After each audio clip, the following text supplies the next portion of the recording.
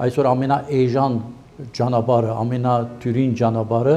տեխնոլոգիաների օգտագործումն է, որովհետեւ այդ հարթակը ստեղծենք։ Այստեղ մենք միայն սոցիալ չենք ստեղծել, մենք ազգային խնդիր ենք ուզում լուծել կամ մասնակցել ազգային խնդիրների լուծմանը։ Մենք ունենք այսօր հայերս գերխնդիրներ, որոնց առաջինը մեր փոխադարձ հարաբերություններն են։ Հայաստանցին չի կարողանում Հայաստանը ասենք լավագույն վիճակի հասցնել, ուր մնաց հերավոր սփյուռքահայը 2020 թվականի պատերազմը, Արցախի դատարկումը իսկապես վատ ազդեցություն ունեցան բոլոր հայերի վրա։ Մենք պետք է աշխատենք, որպեսզի թե Հայաստանում, թե Սփյուռքում մեր քարոզչությամբ ոտքի հանենք հայությունը, որովհետև այսպես շարունակել կարելի չէ։ Եթե մենք ունենայինք 100 երկրում ժողովուրդ, դաղանդներ, լիդերներ, մենք ինչեր կանեինք, անենք։ Բացարձակ կերպով ես ասում եմ, որ պետությունը սկսում է ինձմով, ցեզմով, ոչ թե պետությունից ինչ որ բան պետք է սպասենք։ Հայաստանը 2004 թվականին ի տարբերություն 90-ական թվականներին ես զգացի, որ ինչ որ արդեն հաճելի սկսեց դառնալ, ու տարի առ տարի ինքը դարձել է հոյակապ երկիր։ Բարև ձեզ։ Բաց TV եթերում Չասված խոսքեր հաղորդաշարի երկրորդ եթերաշրջանն է։ Իսկ այսօր ես ունեմ շատ հետաքրքիր հյուր, ով ժամանել է Սփյուռքից։ Այսօրվա իմ հյուրը ֆրանսիահայ հայկական համայնքի ներկայացուցիչ, միասին հարթակի հիմնադիր Վարդան Գաբրելյանն է։ Բարև ձեզ, պարոն Գաբրելյան։ Բարև ձեզ։ Շնորհակալ եմ մեր հրավերը չմերժելու եւ ներկա գտնվելու համար։ Ես եմ շնորհակալ։ Խոսենք միասին համահայկական հարթակի ստեղծման գաղափարի մասին։ Ինչպես առաջացավ միտքը, երբ որոշեցիք, որ այսպիսի հարթակ ստեղծեք։ Տեսեք, տասնամյակների ընթացքին հետևելով հայկական Սփյուռքի եւ Հայաստանի զարգացումներին, հասկացել ենք, որ մեզ պետք է մի հատ գործիք, որ համագարկի մեր հարաբերությունները։ Եվ որ տեսնում ես, որ Սփյուռքում հանկարծ հանդիպում ես մի հատ տաղանդավոր մարդու, որ ինքը չկա հայկական կորիզային աշխարհում, ինքը առանցին ապրում է իր հայկականությամբ թեգուզ, բայց իր ցևով առանցնացած, ասում ես ափսոս այդ մարդը մեզ հետ չի կամ օգտակար չի աշխատում հայրենիքի համար։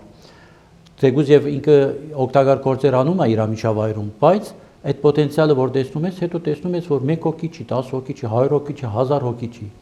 Ուրեմն ինչ ենք մտածել, ասել ենք, որ որն է այդ գործիքը, որ կկարողանա համախմբել եւ ի հայտ բերել այն դաղանդները, որոնք մենք չենք տեսնում։ Եվ հայտ բերելուց հետո matching անի, այսինքն դեմ հանդիման հանի այն մարդկանց, ովքեր ունեն նույն օրինակ սպառումներ, մասնակցություններ, հետաքրքրություններ եւ այսպես ծնավ գաղափարը, որ պետք է հարթակ ստեղծել եւ այսօր ամենաէժան ճանապարհը, ամենաթյուրին ճանապարհը տեխնոլոգիաների օգտագործումն է, որովհետեւ այդ հարթակը ստեղծենք։ Ահավասիկ հիմնագետը, բայց կուզեմ նաև նշել, որ մենք ունենք համալսարանի գաղափար, on-line alternative առցանց համալսարանի գաղափար, բայց հասկացանք, որ լսարան չկա այդ գաղափարի, ուրեմն գնացինք ստեղծելու լսարանը։ Եվ այս մի քանի գաղափարների համախմբումը բերեց մեզ այն եզրակացության, որ պետք է այլևս լրջանանք, թևերսոտենք եւ անցնենք իսկական գործի եւ այսօրվա տեխնոլոգիաները մեզ տալիս են հնարավորություն անել անհնարինը։ Ինչքան էլ որ այն ընդհանուր համահայկական, այսպես ասած, app է, միասինը, որ այսինքն կարող ես ներբեռնել հեռախոսի մեջ եւ օգտագործես այն, այնուամենայնիվ այն ունի ազգային դիմագիծ, որովհետեւ հիմքում ընկած է հայկականությունը, հայկական գաղափարախոսությունը եւ Հայաստան-Սփյուռք եւ ինչու ոչ Սփյուռք-Սփյուռք հզոր գործակցությունը եւ համագործակցությունը։ Ինչքանով է այն արդարացրել, հա, իր միջոցները, իր պահանջները որպես հիմնադիր ձեզ համար։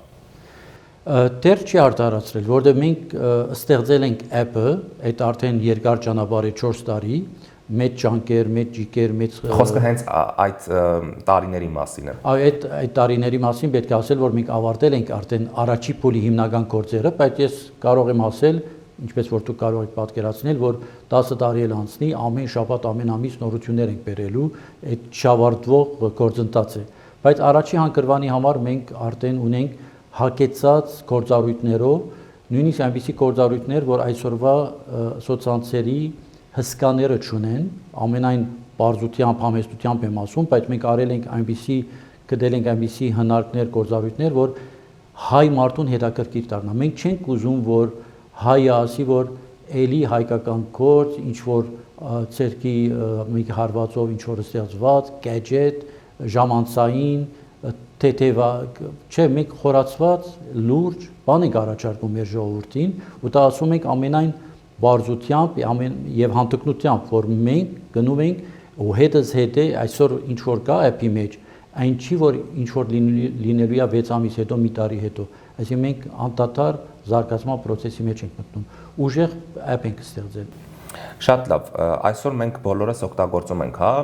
Facebook-ը, Instagram-ը եւ նմանատիպ այլ app-եր, սոցցանցերի մերեջեր ունենք եւ այսպես ասած հանրամատչելի է այդ ամեն ինչը։ Միասինը եւս կարծում եմ, որ ձեր տեսլականերից մեկը այն է, որ դառնա համաշխարհային, հա, մակարդակի ընդունելի եւ օգտագործելի app։ Այսօր ես տեսնում եմ, որ ձեր թիրախը բացի 1 միլիոնից ավել հայերի ներգրավվածությունից փորձում եք նաև 120 միլիոն օգտատեր ներգրավել այդ ամեն ինչում։ Որտեղից եք այդ տեսլականը վերցրել եւ ինչքանով է այն իրականությանը մոտ։ Մենք հաշվարկներ ենք արել, թե որ երկրները կարող են տապանցել առաջի 3 տարիների ընթացքին։ Մենք արդեն 9 երկրների հետ բանակցության քննարկման մեջ ենք, որոնք 9 երկրներ, 9 համայնքներ, հայերի նմանող, բայց ոչ անպայման սպիրկ ունեցող, օրինակ համար Մակեդոնիան, Հյուսիսային Մակեդոնիան սպիրկ չունի մեր հասկացողությամբ,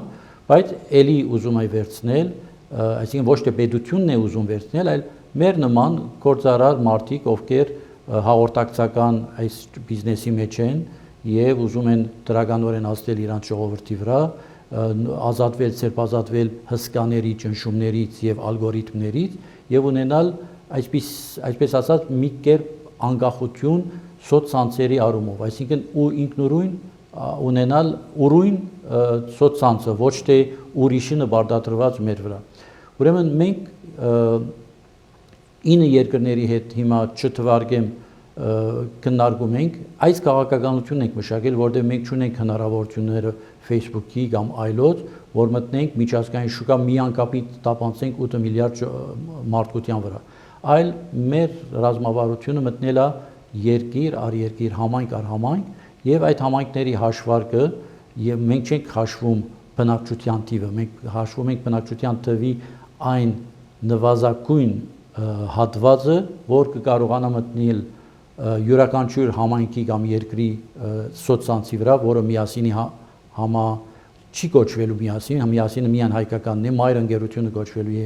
կգոչվի միասին, բայց ասենք ուկրաինականը կոչվելու է ռազմ, լիբանանյանը կոչվելու է սավա, ամեն մեկը իր լեզվով, բայց բոլորը powered by միասին, այսինքն մոտորը ինքը միասինի մոտորն է։ Եվ այս հաշվարկով մենք 3 տարիների ընթացքին կհասնենք այդ 120 միլիոնի, եթե Աստված կամենա։ Հաջողություններ եմ ցանկանում այդ գործում։ Խոսենք միասինի առանձնահատկությունների մասին։ Օրինակ, դուք ձեր խոսքում նշեցիք, որ միասինը ունի որոշակի յուրահատկություններ, որը որ չունեն այսօր ամենաշատը օգտագործված app-երը։ Դրա որ առանձնահատկությունների մասին է խոսքը։ Բազմաթիվ, տեսեք, ուրեմն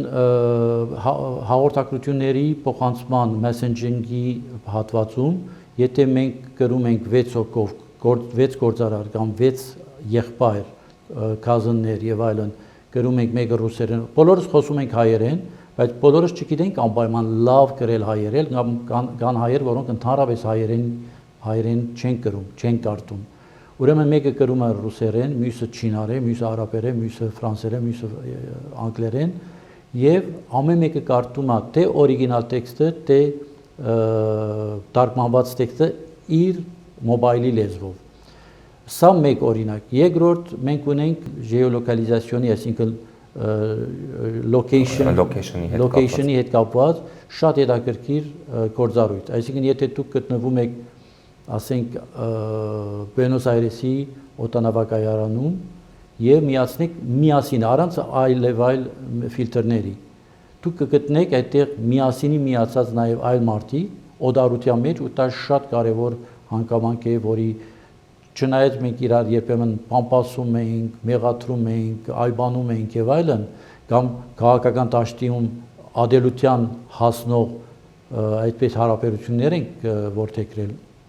բայց եւ որ օտարության մեջ ենք լինում, միանգամից հայերենը որ լսում ենք, մոդենում ենք եւ հայեք եւ այլն իրար փորձում ենք օգտակար դառնալ, բարևել, ժպտալ եւ այլն։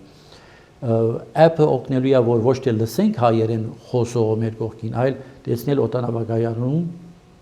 ով կա միասին, ուրեմն ով կա հայ, բայց նաեւ կարող եք ֆիլտրներով, այսինքն նշել ձեր ծնողքը, քույրը, եղբայրը, հարազատը, ընկերը, որ եթե ձեր տարածքում լինի, հաղորդակցությունը ստանաք երկուստեք։ Կամ ավելին, եթե դուք սիրում եք տենիս, փնտրում եք դղամարդ, ով 30-ից 40 տարեկան է, խաղում է տենիս եւ խոսում է հունարեն, որտեղ դուք բացարձակապես ուրիշ լեզու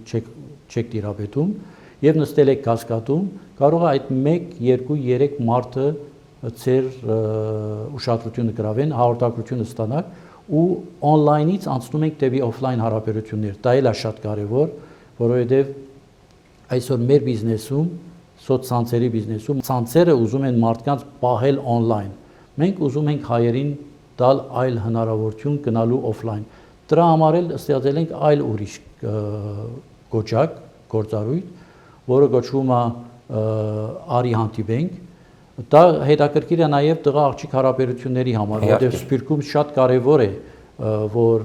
մեր երիտասարդները միջավայր ստեղծենք իրանց հանդիպման։ Բայց նաև եթե դուք տենիսման եք ու քոչ եք ման գալիս, կարողանաք այդ քոչին հրավեր ուղարկել, ոչ թե չեթով, որ ինքը չի պատասխանելու, բայց հրավեր ուղարկի ինքը կարող է մերժի կամ ընդունի կամ օրը փոխի, բայց հստակ հրավեր description-ով նկարագրությամբ, թե ինչի համար եք ուզում իրան հանդիպել։ Այսինքն, եւ քանի որ նշեցի տղա աղջիկ հարաբերությունները, մենք dating app չենք, բայց մենք արիտ ենք տալիս, որ հայ երիտասարդները տղա աղջիկներ, խառն կամ միայն տղաներ, միայն աղջիկներ կարողանան խումբեր ստեղծել, օրինակ համար երաժշտական խումբ, օրինակ համար թատերական խումբ, եւ այսպես ծանոթանալ իրարու Մոսկվայում, Կիևում, Բուլղարիայում հայեր, ովքեր անծանոթ են իրար, բայց տեսնել թե ինչ հատկանիշներ ունեն պրոֆայլինգի հիման վրա։ Այսինքն այսպիսով շատ ունենք զանգերի, տեսազանգերի, ապահով տեսազանգերի, դա շեշտադրում եմ ու ընդգծում եմ ապահով տեսազանգերի, որտեղ չեն արխիվացվում մեր մոտ տեսազանգերը, ուրեմն հեքերներն էլ չեն կարող մտնել սերվերներից կողանան մեր զրույցը տալինի տեսազանգ, թե խոսազանգ։ Եվ այսպես շարունակ բավական ունենք սոնդաժների հարցը, օրինակ համար Instagram-ում դուք կարող եք մի հատ հարց տալ ու պատասխան ստանալ։ Այստեղ կարող եք 60 հարցով հարցախույզ կազմակերպել, դա կարևոր է քաղաքական դաշտում, ակադեմիական դաշտում, բիզնես դաշտում, որովհետեւ ձեր հաճախորդներին կամ ակադեմիկ աշխատանքներում կամ research-ների մեջ դուք կարողանաք ժողովրդին հարց տալ գիտախոզական ձեր քննարկումների համար։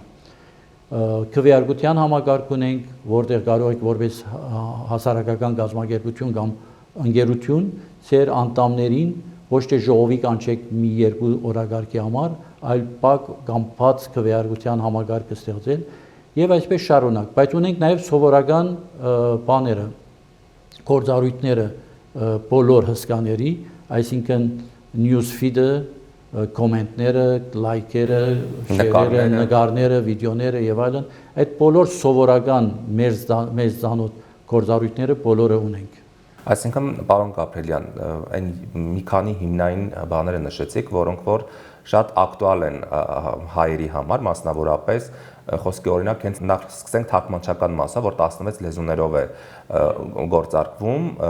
միասին app-ը։ Այսինքն կարող ենք գրել 100-ից ավել լեզուներով, բայց իր կառույցը, կոճակները, օգտագործման մեխանիզմը ինք 16 լեզուներով է, որովհետև դա նաև փիլիսոփայական խնդիր է, այսինքն մեզ համար կարևոր խնդիր է սկզբունքային, որ բուլղարահայությունը, հունահայությունը կամ ուկրաինահայությունը, ովքեր անգլերենից թույլ են եւ հայերենից չեն տիրապետում, իրանք դուրս չմնան։ Նույնիսկ Լեհաստանի հայությունը միայն Ռումինիայի հայության համար ռումիաներենը պետք է դեր անենք ու շատ շուտով կանենք, դա խնդիր չի։ Ուզում եմ ասել, բոլոր հայերը աշխարհի պետք է կարողանան իրար հետ շփվել, դրա համար ու արել ենք արևմտահայերենով, արևելահայերենով, հայերեն ուղղակրությամբ, մեսրոպյան ուղղակրությամբ դասական եւ սովետական ուղղակրությամբ, որովհետեւ բոլոր հնարավորությունները ընձեռած լինենք։ Եվ նաև շատ կարևոր է հենց հանդիպումների հետ կապված ձեր օրինակը Բուենոս Այրեսում գտնվելու համար, այսինքն լոկացիոն խնդիրը եւս լուծվում է։ Նրան ամենամոտ գտնվող միասինի օգտատերը եւս կարող են միմյանց հետ կապ հաստատել եւ Եթե ուզում են, այսինքն իրանք են որոշում, եթե բացում են այդ հնարավորությունը։ Ունենք հնարավորությունը, բայց դուք եք որոշում, եթե ուզում եք բացել այդ հնարավորությունը, թե ոչ։ Եվ ես ինչքանով որ հասկացա, շատ կարևոր է այստեղ մեկ այլ ֆունկցիա, որը որ մարդկանց on-line հարթակից քայլ է արվում բերել դեպի off-line, այսինքն ռեալ իրականություն, ռեալ կյանք, որը որ կարծում եմ չունեն շատ ու շատ այլ app-եր, քանի որ կարող են մարդիկ օրինակ վերցնեն Facebook-ը, մարդիկ կարող են իրար հետ տարիներով գրվել, սակայն այդ հանդիպմանը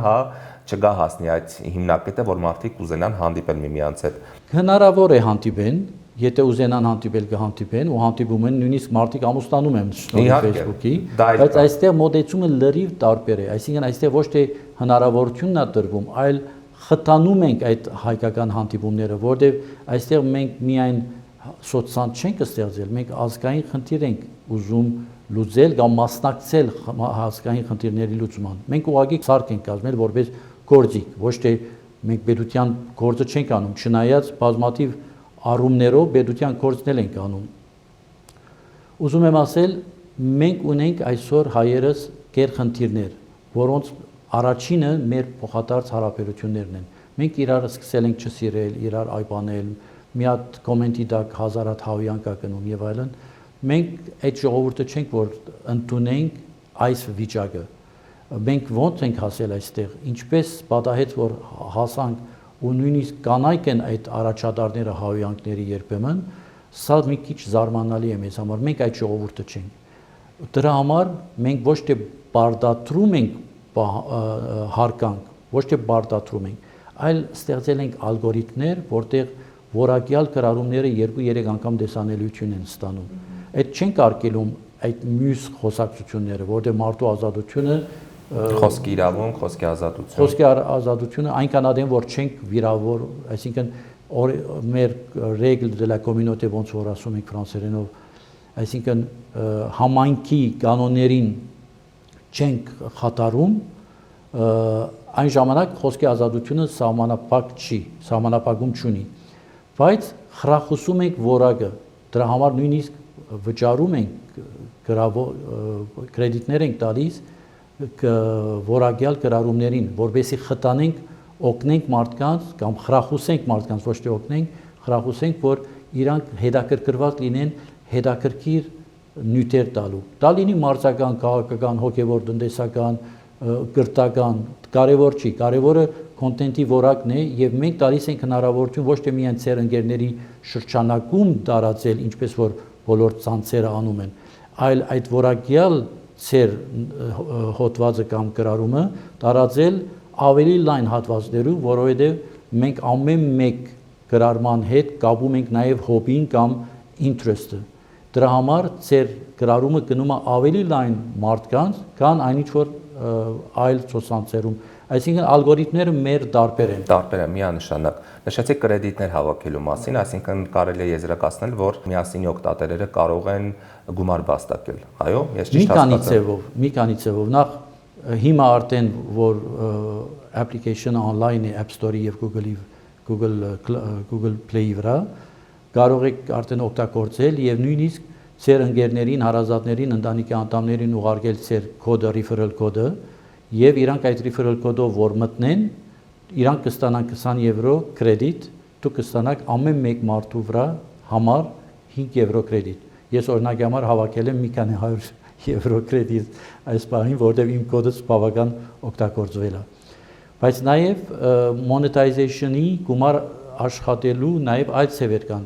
Մենք ունենք վճարովի իվենտներ, միջոցառումներ կազմակերպելու հնարավորություն, որ ոչ մեկ սոցցանց չունի։ մյուսները ունեն, հղում են տալիս դեպի արդակին երրորդ կողմի գայք եւ այդտեղ գնում վերցնում եք ձեր դոմսը օրինակի համար։ Մեր մոտ դա ստացվում է մեր հարթակի վրա։ Դուք սիրում եք օրինակի համար ամեն 5 շաբթի օր հավաք եք կազմակերպում, հավաքը $10 է, $10 հավաքում են 50 հոգի, դուք շահում եք $500, մեզ մնում է այդտեղ 5% այդ ծախսերի համար, ուրեմն ցեզ մնում է $475 եւ դուք գումար եք աշխատում շնորհիվ մեզ։ Մենք ենք ցեզ գտնում հաճախորդների, ովքեր ոմանց դուք ճանաչում եք, բայց շատերին չեք ճանաչում։ Այսինքն մենք օգնում ենք ցեզ, որպեսզի դուք գումար աշխատեք եւ ձեր միջոցառումը հաջողի, երաշխավորելով թե օկտատիրոջ գումարը, որովհետեւ մենք միանգամից գումարը ցեզ չենք փոխանցում, մենք բաղում ենք 24 ժամ մինչեւ միջոցառումը տեղի ունենա։ Միջոցառումից հետո վստահ լինելով որ կայացել է, փոխանցում ենք ցեզ որպես գազագերբիչ։ Այսպիսով դե դուք եք անհոգ, որ գումարը գալու է։ Դե օկտատերն է անհոգ, որ եթե fake event է, չստացվող event է, իր գումարը հետ է գնում։ Այսինքն տարբեր ծևերով մենք խրախուսում ենք նաև user-ների համար որոնք որ հնարավորություն ունեն իրենց, այո, գումար վաստակել եւ ավելի բայց նաև ավելին մենք քանի որ հոբիների վրա է ամբողջ մենք առայժմ ունենք 1060 հոբի արդեն որ կարող եք նշել դուք սիրում եք թատրոն, սիրում եք որսորդություն, սիրում եք բար, սիրում եք ինչ էլ մեքենա վարել եւ այլն որպես հոբի կամ գրականություն կամ բանաստեղծություն դուք գտնում եք աշխարհով մեկ ծեր հոբին կիսող կամ աշխարհով մեկ կամ ծեր քաղաքում կամ ծեր թաղամասում որտեղ geolocalization-ի չափով դուք կարող եք նշել ինձանից մի կիլոմետր կամ 10 կիլոմետր հեռավորության վրա ուզում եմ թատրոնի որպեսզի թատերախումբ կազմակերպեմ կամ թատրոն քննարկենք իսկ եթե դուք տենիսի կոչ եք կարող եք ակումբ ստեղծել մարդ հավաքագրել եւ ծեր կոչի ծառայությունները վաճառել ցեզ հետևողներին այսինքն monetization-ի մի քանի տարբերակներ կան ձեր խոսքում նշեցիք որ մենք չենք ուզում վերցնել պետության գործը ես մտքով հիշեցի իմ աշխատանքային տարիները Սփյուռքի նախարարությունում երբ իրականացնում էինք Արիտուն հայաճանաչողական ծրագիրը երբ Սփյուռքի տարբեր երկրներից հայ երեխաներ պատանիներ էին մասնակցում եւ մի մեծ հարթակ էր լինում այնտեղ նույնիսկ կային մի շարք ամուսնություններ որոնք որ իսկապես շատ էին հետագա տարիներին այսինքն այդ ամեն ինչը կարծես վերածվել է հիմա միասինի գործառույթներին, հա, միասինը կարողանում է այդ ամեն ինչը կազմակերպել եւ ինչ որ առումով կարելի է ասել, որ պետության գործի մի հատվածը դուք վերցրել եք ձեր վրա, փաստացի։ Մենք փաստացի վերցրել ենք, ոչ պետություն ենք խաղում, ոչ եկեղեցու տերն ենք վերցնում, ոչ էլ կուսակցությունների կամ միությունների տեղը, բայց արի ուտես, որ մենք բոլորի բացը լրացնում ենք, բայց մենակ չէ, այլ իրանց հետ միասին։ Օրինակի համար պետության մենք մոդենում ենք, եթե այսօր Սփյուռքի նախարարությունը կամ տնտեսության նախարարությունը կամ բնապահպանության նախարարությունը գարիք ունի միասին օգտագործելու կամ բարեգործական հայ բարեգործական ընդհանուր միությունը կամ հոմենտմեն մարզական կամ սկաուտական գազམ་ակերպությունը որովհետեւ իր տարեկան բանակումին բերի մարդ Հայաստան բոլորի ծառայության համար է այս միասին այսինքն գործիք է որ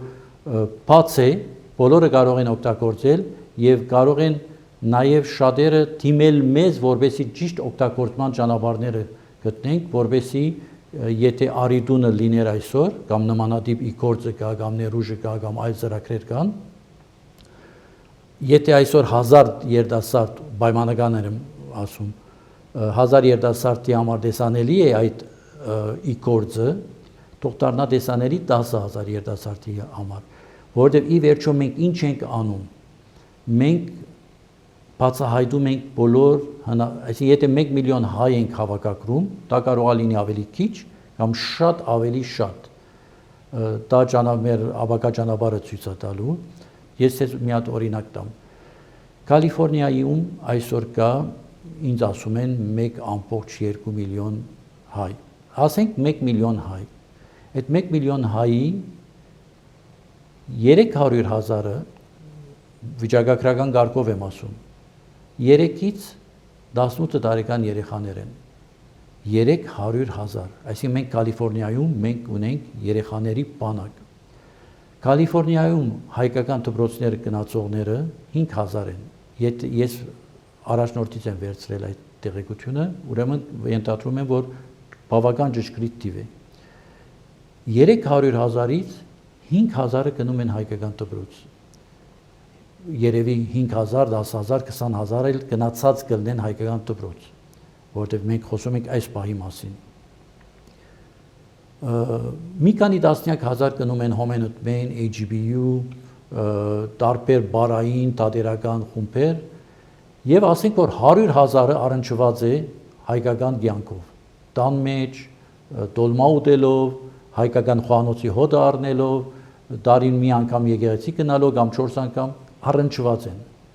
Այդտեղ պայմանական թվեր են։ Մնաց 200,000 երեխա 3-ից 18 տարեկան, որ չի գնում հայկական դպրոց, չի գնում հայկական միջավայր, ժամանակ չունեն ծնողները տանելու աճուցախ հայկական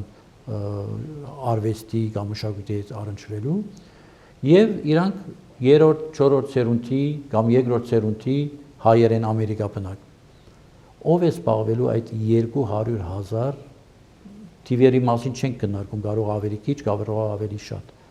Ունենք ազատ զանգված ամեն դեպքում։ Անապատի մեջ թողված մեր երեխաներին իրանք իրանց կյանքը ունեն, բայց հայկական կյանքով ապրելու, առնչվելու, հայրենիքից լուրերը ստանալու, համայնքի հետ շփվելու, հայ աղջիկ տղաների հետ, իրանց տարեկիցների հետ հարաբերվելու, մեծանալու, երգելու, ապրելու, այդ 200,000-ին ով է դիրություն անելու։ Մենք չենք ասում, որ 200,000-ը մտնելու են միասին, բայց եթե այդ 200,000-ից 10%-ը, այսինքն 20,000-ը մտնի միասին, բացի մյուս երեխաներից, մենք 20,000-ի վրա կարողանանք որոշ ազդեցություն ունենալ, որ ոչ եկեղեցին ունի, այսինքն խոսում եմ այն երեխաների մասին, որոնք ազդեցությունից դուրս են, ոչ կուսակցությունները, ոչ միությունները, ոչ էլ պետությունը։ Այդ առումով ահավասիկ մի հատ օրինակ, դեռ շատ օրինակներ կարող եմ տալ։ Մի հատ օրինակ, որտեղ մենք կարող ենք փրկել 20,000 երեխու։ Միասին ունեցել է իր շնորհանդեսները Լիբանանում, Միացյալ Նահանգներում, մասնավորապես Լոս Անջելեսում եւ Նյու Յորքում, եւ տեղեկացա, որ մարտի 27-ին էլ տեղի ունենալու Երևանում փակ միջոցառում։ Կարող եք ինքներդ մանրամասնել, ինչպիսին է լինելու այդ փակ միջոցառումը, ինչքանով որ ես տեղեկացա, դա նաև հնարավորություն է տալիս այն հետաքրքրված ներդրողների, ովքեր կցանկանան իրենց գործունեությունը ծավալել եւ նպաստը ունենալ միասինում։ Խոսենք այս մասին։ Այո, տեսեք, միասինը ֆրանսիական ընկերություն է, բայց հայաշունչ պետականամետ, դա շատ կարևոր է նշել, մենք շատ պետականամետ ենք ու համահայկական, այսինքն թե Սփյուռքի մասին ենք մտածում, ինչի համար ենք 16 լեզուներով արել, որովհետեւ Թուրքմենստանի հայը դուրս չմնա, որովհետեւ Բուլղարիայի հայը չասի, որ 4 հատ բուլղարահայ եմ ճանաչում, բայց ինքը բացվի Նյու Յորքի, Մարսելի, Բեյրութի հայերին, որովհետեւ եթե Արգենտինայում թատրոնը ստեղծում, Ապիսոհոմ աղա Հակոբ Պարոնյան ու 4 անգամ խաղում են ու ավարտվում է, որովհետև իրանց աուդիտորիան ավարտվում է այդտեղ, ինչու այդ Արգենտինայի 4 հոկյանոց պիեսը չբերել Բուլղարիա, Բեյրութ, Փարիզ, Մարսել, Լոնդոն, օրինակ համար։ Ուրեմն մենք հորիզոնական կապերի առիթ ենք ստեղծում, բացում ենք այդ կապերը համայնքների միջև եւ անհատների միջև։ Դրանով ֆրանսիական ընկերություն ենք, բայց հոգով սրտով հայկական։ Բայց այս ընկերությունը նաև, ինչպես քիչ առաջ ասեցինք, ունի ցկտումներ մտնելու, տապանցելու միջազգային շուկաներ եւ արդեն մենք տապանցում ենք, այսինքն քննարկում ենք 9 երկրի հետ։ Ինքը բիզնես պրոջեկտ է իրականում, այսինքն հայկական գաղափարականի կողքին բիզնես պրոյեկտ է, բարձր շահավետությամբ եւ 27 մարտի Երևանի Ալեքսանդր հյուրանոցում մեր փակ հանդիպումը ուղղված է հնարավոր պոտենցիալ, այսպես ասած, ինվեստորների, ներդրողների համար, որոնք կուզենան հետաքրքրվել, թե ինչով է նախ ազգային, որտեղ ներդրող կարող ենք լինել, բայց եթե ներդրումը նաև գնա ազգային ծրագրի վրա, դու հպարտանում ես, դու վաղը տորնիկներից պատմում ես, որ ես այդ գործի առանցքում կայի, ես մասնակցել եմ, ես հավատացել եմ եւ այլն։ Բայց նաև մենք ցույց ենք տալու այդ օրը շահութաբերությունը, թե ինչպես տող առ տող գալու ենք եկամտաբերությունն ենք ապահովում, ինչ տեմպով եւ ինչ մասշտաբներով։ Ու մարդիկ, ովքեր հետաքրքրված կլինեն, մենք կարող ենք գրանցվել contact@miasin.com, այսինքն miasin.com սայթը գնալով իրանք կկարողանան մեզ հետ կապնվել եւ բարիկալուստ կասենք բոլոր ներդրումներով հետաքրքրվող, ոչ անպայման անող, որովհետեւ բարդատիր չի, մենք պետք է բացատրենք, բացատրությունը մեր եթե համոզիչ լինի, մարդիկ կմասնակցեն, եթե համոզիչ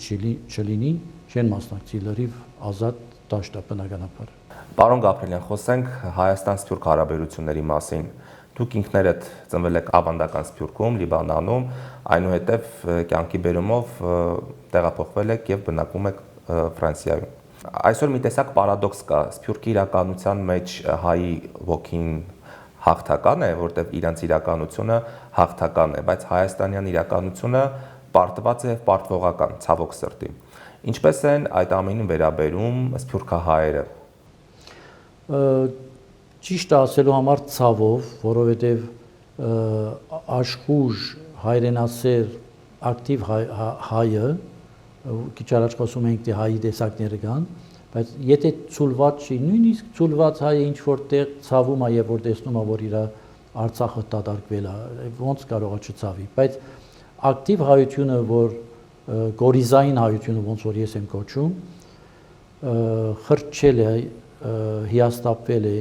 անզոր է տեսնում ինքզինք, որտեղ չի կարող ոչինչով օգտակար դառնալ, դա է իրականությունը, այսինքն Հայաստանցին չի կարողանում Հայաստանը ասենք լավագույն վիճակի հասցնել, ուր մնաց հերավորը սփյուռքահայը եւ 2020 թվականի պատերազմը, Արցախի դատարկումը իսկապես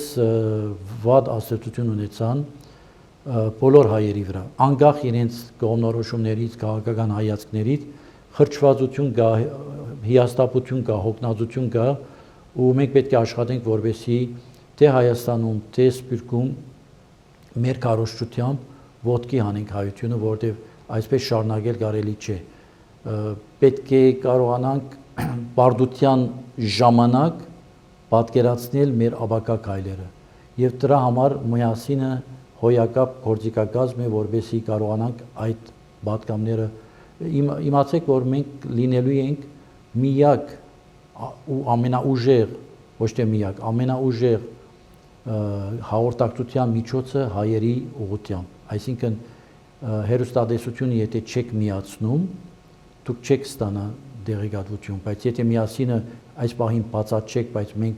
հաղորդակցություն ուղարկենք ձեզ, ձեր մոբայլի վրա ստանում եք եւ ձեր email-ի վրա ստանում եք, այսինքն մենք հաղորդակցության դեպի աշխարհի հայերը շատ ուժեղ եւ դրանով մենք կկարողանանք կփորձենք, ոչ թե կկարողանանք, կփորձենք ոտքի հանել այդ զգացումները, բարատել, հիաստապությունը մի կողմ տնել ու աշխատանքի լծել շատերին։ Այսինքն դուք պայքարում եք ձեր ձևով այս դեպքում։ Այո, ձեր գործով։ Այո, մենք պայքարում ենք բազմաշերտ, բազմաթիվ ուղղություններով եւ ոնց որ ասեցի, մենք իսպաս եկեղեցու պետության միությունների, կուսակցությունների բոլոր դրական ուժերին մենք բարիկալուստ ենք ասում, որովհետեւ օգնենք օժանդակել դա լինի թաղային ամենափոքր բարային խմբից մինչև անտիլիասի կամ էջմիածի եկեղեցու հոգևոր ինչ որ արարողության բացատրություն դա լինի բնաբավանության, այսինքն pedagogan խնդիր, որը պետք է լուծվի, պետք է տարածվի, մենք գործիք ենք, որ պետք է ծառայի հայության բոլոր առումներով։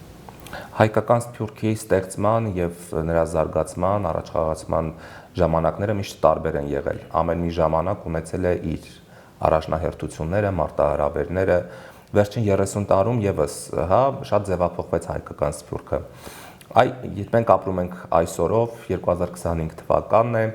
այսօրվա Սփյուռքի համար, որոնք են այն առաջնահերթությունները եւ մարտահրավերները, որոնց միջով որ գնում է Սփյուռքը։ Ափսոսանքով պետք է ասեմ, որ գծված մարտահրավերներ չկան։ Կան մարտահրավերներ ըստ խմբավորումների, այսինքն կուսակցություն, եկեղեցի, դպրոց, բարային համույթ, ամեն մեկ ունի իր մարտահրավերները։ Սփյուռքը որպես այդպիսին ճիշտ է, որ կա հասկացողություն, ընդհանուր զգացում, որ Սփյուռքը որ ուղղությամբ է գնում կամ չի գնում, երբ է հիասթափված, երբ է աշխուժ, երբ է երկրաշարժի ժամանակ ամբողջ ոտքի կանգնած, երբ եղել է Արցախյան ազատամարտի ժամանակ նեցուկ, հագուստ ուղարկած, գումար ուղարկած, walkie-talkie ուղարկած եւ այլն, դա Սփյուռքի տեղաշարժը շատ հսկայական եւ ազդեցիկ եւ օգտակար է եղել։ Դա պետք չէ ուրանալ, բայց այսօր մարտահրավեր բարձրացնող կողմ չկա։ Կան հայտարարություններ, բայց չկա առաջնորդություն, leadership չկա։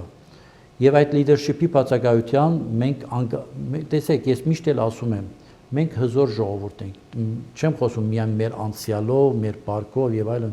Մենք 100 երկրների մեջ տարածված ժողովուրդ ենք։ Հիմա եթե չունենայինք այս հնարավորությունը, պիտի ասեինք, եթե մենք ունենայինք 100 երկրում ժողովուրդ, դաղանտներ, լիդերներ, մենք ինչեր կանեինք, բա անենք, ունենք այդ 100 երկրներում մեր համայնքները, կազմակերպենք, ինչին ենք սպասում, ում ենք սպասում, որ կազմակերպենք։ Ուրեմն ես ուզում եմ ասել, որ մենք չհիասթափվենք, որովհետև ունենք հզոր պոտենցիալ, բայց մեզ պետք է մի քիչ կազմակերպվածություն, պետք է մեզ մի քիչ հեզություն, որովհետեւ սեղանի շուրջ կանք բոլորս, ոչ թե որպես ղեկավարող, այլ որպես մասնագետ, ոչ թե ի սկզբանե որոշող թե ճանապարհը որն է լինելու, այլ brainstorming անենք, որ ուր ենք գնում, ինչ պոտենցիալ ունենք, եւ ահավասիկ միասինը այն գործիքն է լինելու, որը իօգուտ բոլորին, ոչ թե մի կողմի կամ մյուսի, պետք է բացահայտի այդ տաղանդները, որովհետեւ իմանանք Լոնդոնում ում ունենք։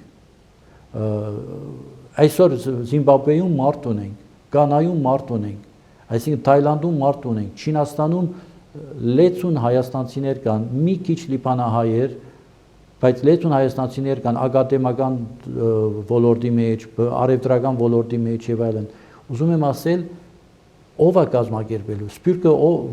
ով է Սփյուռքը, Լոս Անջելեսը, Փարիզը, Բեյրութը, Տեհրանը, սա է Սփյուռքը, թե նաեւ Բուլղարիան, թե Թուրքմենստանը, թե Օդեսան, թե Ձերասար Չինաստանը, հիմա արդեն Չինաստանը, Թայլանդը, Նոր Զելանդիան կամ Ավստրալիան իհարկե։ Այո, այսինքն մենք պետք է մասշտաբային մտածենք եւ կողքի նստենք, բայց ես դասեր չունեմ տալու ոչ ոքին։ Ես ուղղակի ափսոսում եմ, որ մենք առաջնորդություն չունենք ու մեզ բաղացում է գազམ་ագերբվածությունը, որպեսի հրաշքներ գործենք։ Ամփոփելով զրույցը, խոսենք նաև Սփյուռքի նախարարության չգոյության մասին, հա, դուք այն ակտիվ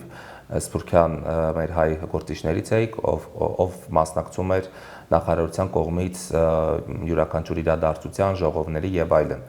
Այսօր չկա նախարարությունը եւ ես փաստացի լսում եմ շատ բացասական կարծիքներ, որ նաև թուլացել է Հայաստան-Սփյուռք հարաբերությունները, կապերը,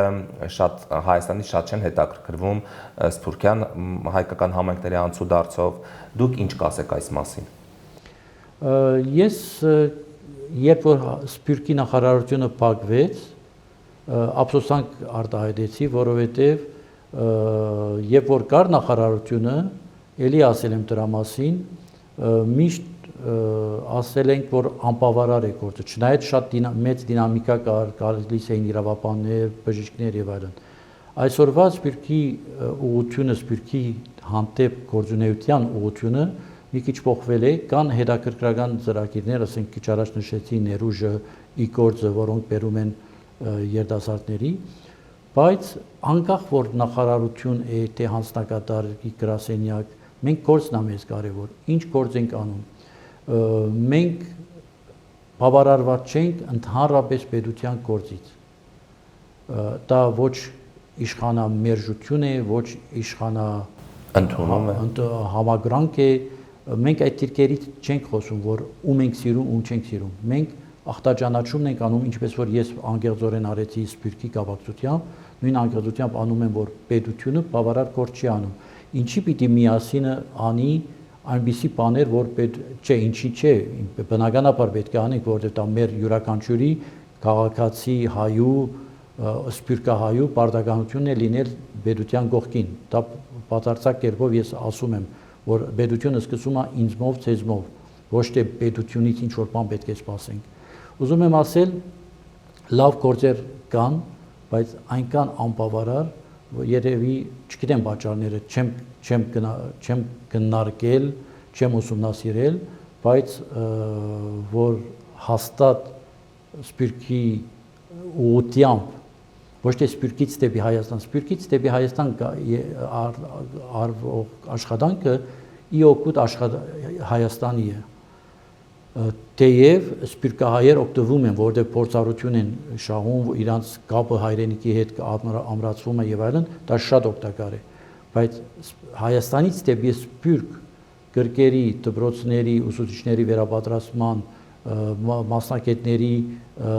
իրար հանդիպացման, համայնքների ուժեղացման, networking է անում։ Networking կամ բան, իսկական աշխատանք բարախումբեր տանել Հայաստանից դեպի Սփյուռք, բարախումբերին բերել Հայաստան, որպեսզի տրեյնինգ արվի, երկու ինքնազարգացման աշխատանքներ, դասընթացներ լինեն։ Դեպի Սփյուռք, ի օգուտ Սփյուռքի աշխատանքը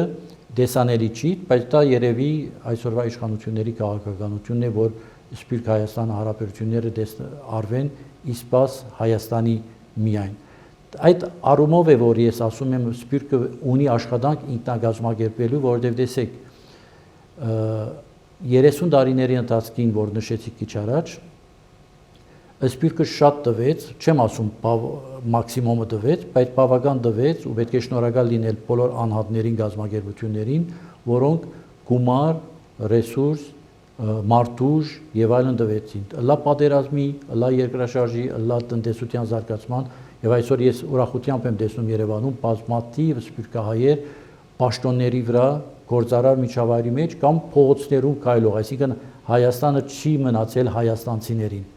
Դա շատ հուսադրիչ է, որտեղ հաջողված հայրենադարձ է։ Իմիջիայլոց մեր բրոշյուրների մեջ, մեր վեբսայթի վրա դրել ենք, որ մենք հայրենադարձության սադեռելու ենք, ոչ թե այն իմաստով, որ մենք ենք ծրագիրներ մշակելու, այլ սադառելու ենք թե պետության, եթե լինի այդպիսի ծրագրում, թե Repat Armenia-ի կամ Birthright Armenia-ի նման գազམ་ագերբությունների, որոնք ունեն ծրագրեր, բերում են Հայաստան դրսից մարդկանց, մնում են ամիսներ, բայց ոմանք մնում են անվերադարձ են գալիս, այսինքն չեն գնում Հայաստանից եւ շատ մենք պետք է ռոպագանդենք, որ Հայաստանում ապրելը ես անկեղծ եմ ասում, ես սիրում եմ Հայաստանում լինել։ Հայաստանը 2004 թվին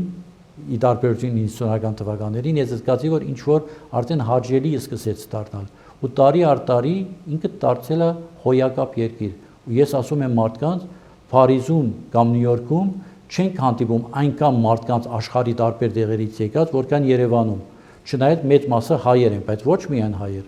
Ուրեմն Հայաստանը ունի առավելություններ, որ դուրսը չունենք մենք։ Ամեն ինչ կենտրոնացած է այս մի բուրը Երևանի մեջ։ Պետք է սիրցնենք Հայաստանը, պետք է ու դրա այդ իմաստով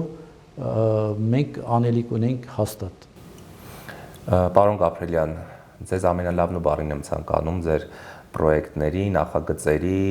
համահայկական եւ հայաշունչ նաեւ ծրագրերի եւ կարծում եմ, որ միասինը կդառնա այն համահայկական ուղենիշը բոլորիս համար, որ ոչ միայն Հայաստան-Սփյուռք, այլ Սփյուռք-Սփյուռք հարաբերությունները կվերականգնվեն եւ կդառնան այն մակարդակի, որոնց որ դուք սպասում եք։ Եվ հաղորդման վերջում ես ունեմ 6 բլից հարցեր, որոնք որ տալիս եմ իմ յուրաքանչյուր հյուրին։ Վախենում եմ այդ հարցերից։ Չէ, վախենալ պետք չէ։ Հարց առաջին. որը կլինի այն միակ խորհուրդը, որ ինքներդ ձեզ կտաք։ Խորհուրդների շարք կա, բայց